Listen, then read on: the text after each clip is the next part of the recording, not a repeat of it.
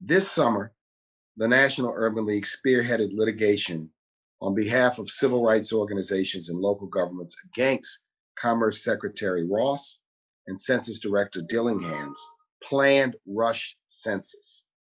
We prevailed in the United States District Court for the Northern District of California, as well as the Federal Appellate Court for the Ninth Circuit. However, last week, the Supreme Court ruled in favor of the Census Bureau's plan to end the census count early, and they did it immediately. Now, I believe, and the National Urban League believes, that the Supreme Court has aided, abetted, facilitated, and have become willing co-conspirators in the administration's effort to politically interfere with the census, to upend the census, and yes, to cheat the American people out of their constitutional right to a representative government, necessary federal funds, and a fair and accurate census. The effort at political interference has been there from the beginning, from the addition of a census question, to the efforts to end the census early, to now an executive order seeking to exclude those who, quote, may not be American citizens from the count. All of these actions are unprecedented in their manner, in their scope, and fly in the very face of the notion of a fair, accurate, and complete census count.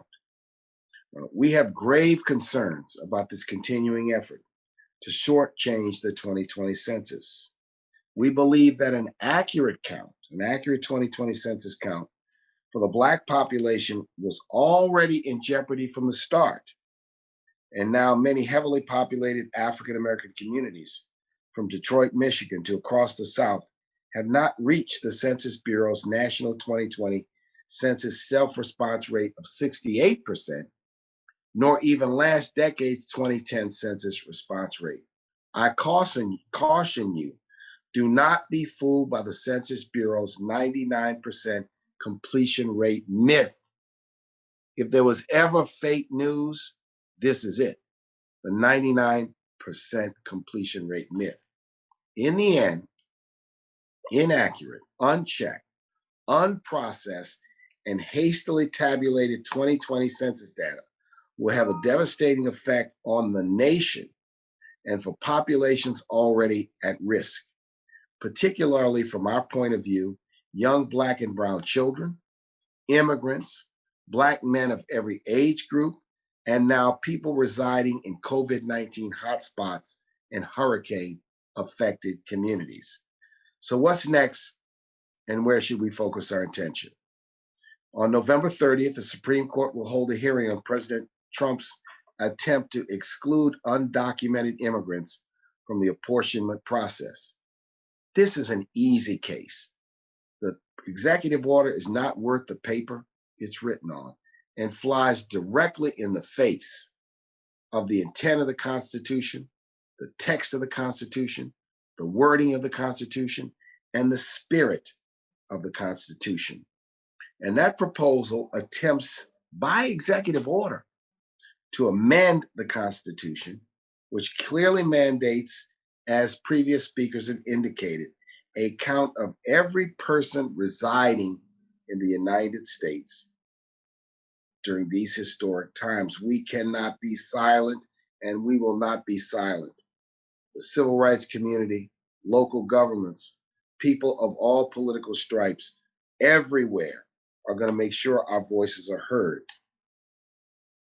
We must vocalize the urgent need for Congress to take any action necessary to extend all of the statutory deadlines for census to submit the final census numbers to the White House and Congress for apportionment and redistricting. The Census Bureau's non-political technical staff are on record saying more time is needed to process the data. Let's listen to the experts.